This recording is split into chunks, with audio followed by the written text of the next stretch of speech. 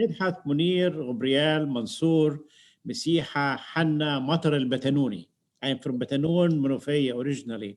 My family comes from the Batanon, Monofia. That was way back, but they moved to Cairo in the mid 1800s. Oh, wow. I never been to Batanon myself. I think my dad was once there. My mom never been there, but that's a different story. So that's where I come from originally, Manufi, so to speak. Yeah. Well, Medhat Ghabrial, welcome. Thank you so much for sitting down with me. I'm really excited to talk to you about your migration story and your new book, A Bar on Adly Street.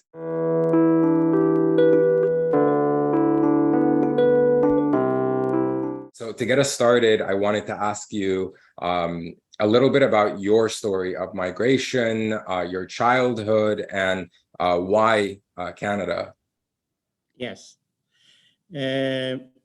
Our family was basically typical middle-class Egyptian Coptic family. We are like, from the political point of view, we were Wafdist. Our family were all in the Wafdist party. My grandfather was one of the few early ones who signed for Saad Zaghloul in 1919. And we are very well versed in the Wafd party and their original ideology, not the ideology they have now. And so I grew up in this environment. My father was a scientist. He worked with the Ministry of Agriculture as a pesticide scientist. He also was a volunteer in the Egyptian army. He was an officer in the Egyptian army during the Second World War and also Palestinian campaign. And he was one of the major players, not players in terms of football, but in terms of politics, with the Malik Football Club. I hope you're not Ahlawi, but that's okay. We grew up in that environment. We grew up in the club. Like that was the home away from home. And that was our life story, almost spending half our time there in the club. Never missed a match, so to speak. My mom, on the other hand, was, it's the same family. My mom and dad were cousins, but the same family. But mom was, as with her generation, she was educated by the nuns. She was French educated by French mission, and at the same time, we all had the same background with the Wafd party and with the ideology of that era. So, coming to the early years of my childhood in the 50s and the 60s, and the youth in the 60s. We were a little bit alienated with what was happening in Egypt, at least family-wise. And then we pushed it all the way to 1967, to the major catastrophe of 67. And once 67 went out our way, we started to think about what are we doing here? Maybe something needs to be done to us. That basically came to a final nice conclusion with the early 70s, when the Islamization started in Egypt, and Sadat brought in the Ikhwan Muslimin from under the rocks. And my early 70s was some kind of a shock to me, because everything around me started to change really badly. Egypt, I knew, even with all the wars of the 50s and the 60s, never really compared to what was happening in the 70s, where all of a sudden something really drastic happened. At that time, I already graduated from the University of Cairo, engineering, civil engineering. I was appointed as a teacher assistant, Mu'id, and I finished my master's. And then after that, I couldn't go anywhere, do anything. And I felt that my hands are tied. My father, my mother, all the people around me, including all my cousins and my friends, everybody was moving out. There was some kind of a fire in the barn, and all the horses are running away. So I am just one of a million story of Egyptians, Copts, who basically saw the life around them changing suddenly to a much worse scenario, much worse conditions for them. And the opportunity came to me when I applied for immigration to Canada, and I was accepted. Simple. Applied and accepted, very basic, one plus one equal two. And then I had my paper accepted also for PhD in University of Windsor here. So two things happened at the same time, immigration and acceptance to do my PhD here in Windsor. So I came to Windsor alone, one person, one bag, 1974, September 9, 1974. And I never left Windsor since.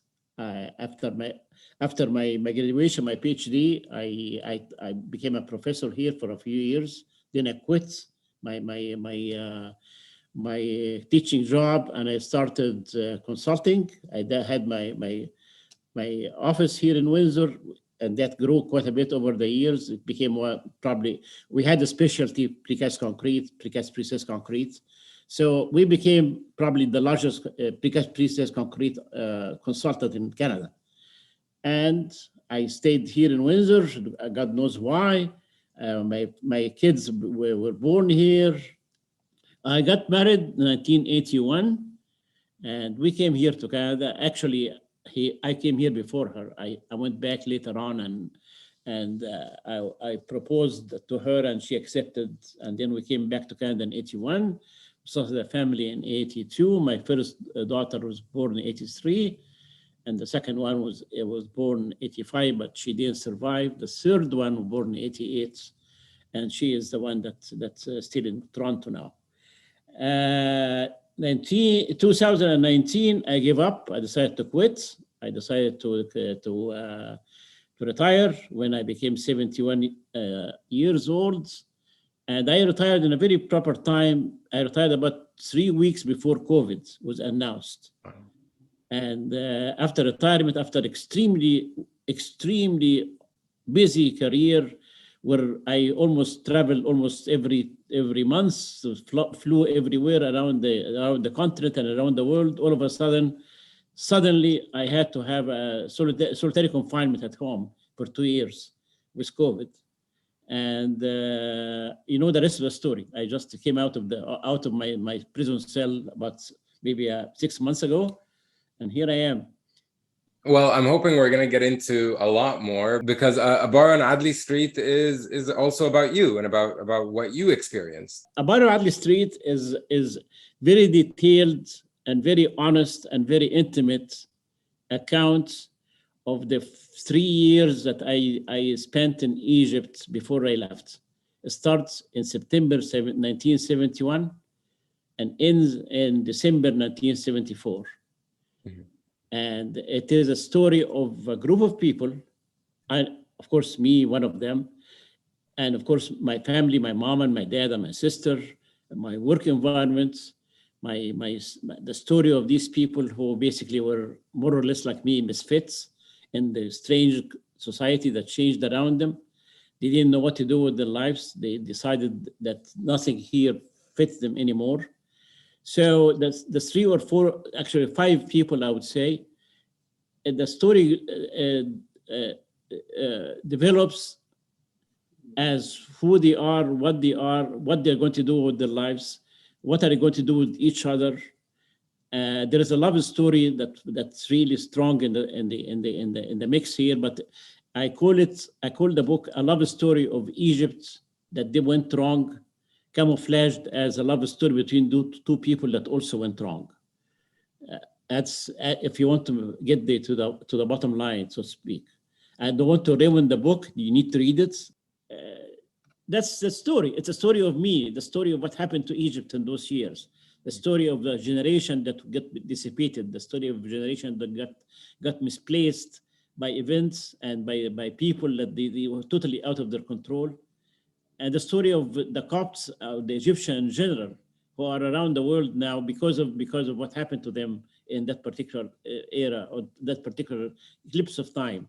Maybe people came before me, maybe people came after me, but that era of the early 70s was the major catalyst of what happened, the Islamization of the country, more or less. I have to be very honest. I have to be very blunt.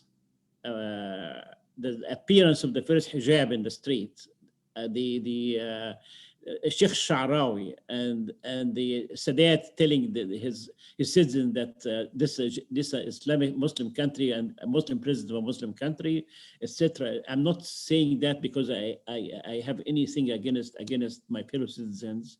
I'm saying that because these things happened to me, and it scared everybody. It scared everybody to hell. People normally, Muslim and Christians at that time, were scared of what was going on around them. And obviously, most of us left. I had 16 cousins, 12 of them are out, and 4 are left over there out of that 16. What happened? And what do you wish to tell audiences about your generation? I wish to tell my generation was basically dissipated around the world. Let's put it this way, like a bomb exploded, and all the little shrapnel landed all the way around the world.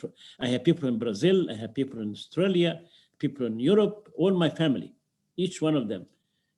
In Canada, United States, obviously, and where else? In El Khalid, in Dubai, and Kuwait, and Abu Dhabi, everywhere except Egypt, everywhere except where we came from. And that doesn't happen to normal people in normal countries. It didn't happen before. Like, as Egyptians, we never knew how to leave our countries. My father's generation, not a single person in my father's generation dreamt or thought or even considered leaving Egypt. They all lived there all their lives and died there and buried there. The idea, the whole concept of leaving your own country is very hard, extremely hard, extremely detrimental, and mentally and psychologically, emotionally, very hard on a human being. People don't do that in normal conditions unless they have to, against their own will, against their own wishes. They need to do it for survival. Mm-hmm. I said something in the book that's a little bit drastic.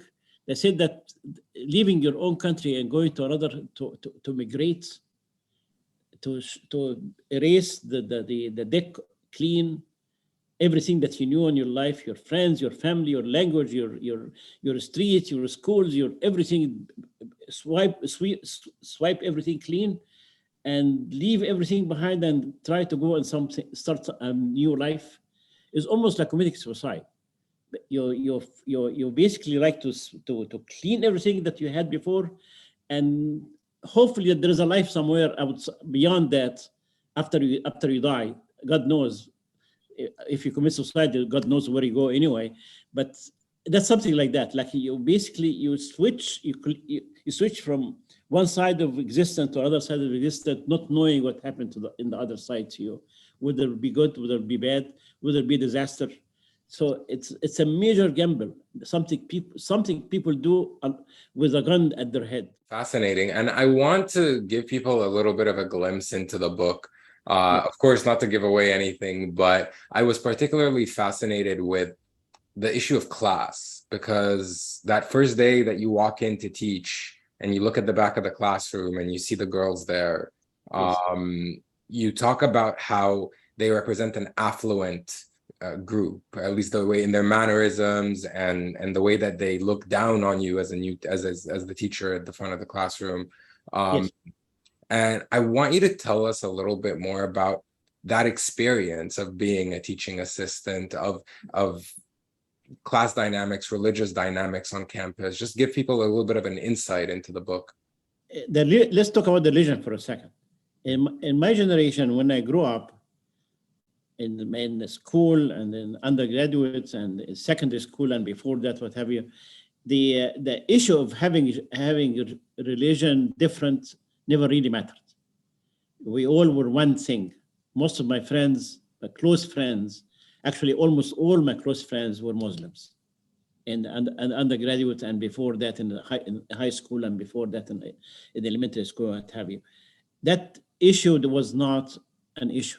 That issue started to show up as a dividing factor of society, again, with the outcome of the Sadat era and Sadat years, that when things became so obvious that who you are and what you are and what you believe in, and which house of worship you go to. Nobody, our religion, I'll tell you something, Michael, our religion was football. Our religion was football. My mother one time said something that I don't know whether it is blasphemous or not, but I will say it. God bless her.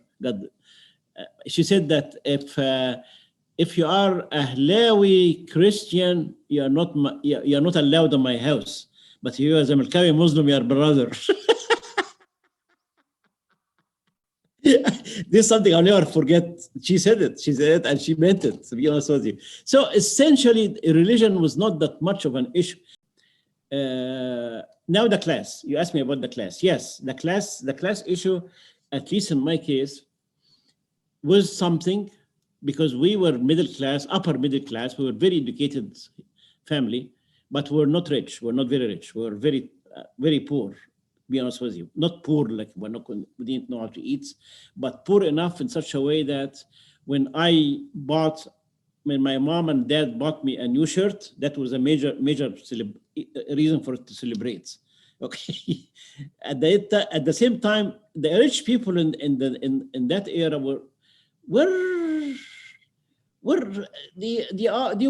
alone. They are a small group of people who are very rich, and they are very, very congregated, like a small congregation of their own.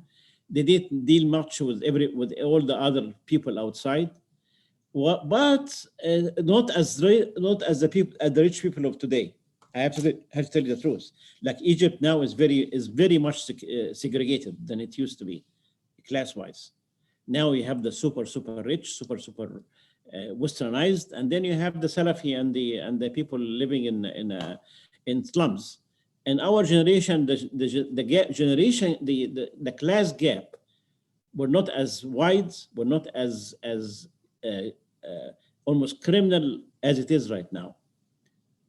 Even though there were rich people, still the sons and daughters of the older aristocracy, sons and daughters of the new ruling classes, the sons and daughters of some of the business people, but at that time there were not that many, because we were coming out of Nasser socialist society. People were not allowed to be that rich except unless you are a criminal, or some kind of high member of the ruling cabal. So the rich at that time, at that era, were not as many, not as rich, not as secluded as the rich of today. But still, they were rich. We look up to, and they look up down to us, so to speak, obviously. Thank you so much for sharing all of that. And I wanted to now turn to Canada, because we didn't really get a chance to touch on it. How has it been in Canada, your life, and what do you think of Canada, of Windsor? Canada. I always say Egypt is my old, ugly mother. That I still love her, but somehow she has a very horrible character and very checkered past and very dubious personal behavior. Canada is my beautiful wife. She chose me. She gave me life. She gave me opportunity. She gave me safety, security, education, a chance to be what I am, to be what I all my potentials were fulfilled here. And she never asked too many questions. She just trusted me. She believed in me, and she basically gave me everything I need in life. Unfortunately, people don't live alone with their beautiful wives. So every now and then they have to go back to their ugly old mother to say hello. And the whole idea is to find balance between these two characters in your life, between these two strange characters. Canada is beautiful, generous, democratic, free, unbelievably beautiful, rich, open. Basically, to me, Canada saved my life, more or less. And I have nothing, not that one bad word to say about it, ever. Yeah. Just to conclude, I'm curious, are you planning to write maybe a second book on your early years in Canada? Everybody's telling me to do that, and I started already. Wonderful. I have started already, and I have a good draft of maybe like 100 pages or so about that on my laptop already in the making. Yeah. Amazing. I can't wait. Everybody's telling me, do it. I said, okay, fine, I'll do it. But I did it. I started. Yeah. You know, I do it because my only reason why I'm doing all that is spread the message, to tell people what happened, to tell people who we are.